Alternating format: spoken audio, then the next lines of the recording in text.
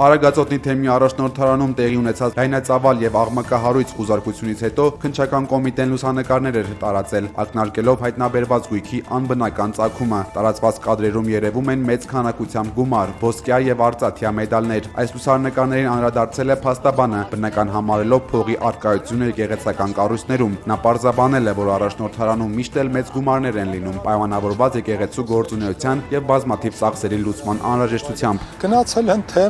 թեմում խուզարկություն են արել, բնականաբար գումարել կհայտնաբերեն, ասենք ինչ խնդիր է, որ գումար են հայտնաբերել, բայց քանի որ ամեն ինչ հիմնված է հենց այդ կեղծիքի վրա, որ տեսեք գումար կա, ինչ ասենք որ թեմի առաջնորդարանում գումար կա, պետքա չլիներ, այսինքն դա շատ բնական է, որ կա եւ պետքա լինի, որովհետեւ այն բազմաթիվ ծախսեր կա, որ ծախսերը պետքա հոգացվի։ Հիմա եթե կա, դա արդեն նշանակում է խնդիր է, բայց փորձում են անդադ չեղած տեղը տպավորություններ ստեղծել, որը արդեն կարծում եմ չի աշխատում, իրենք չնայած այդ հին տրամադրությունների մեջ են մնացել։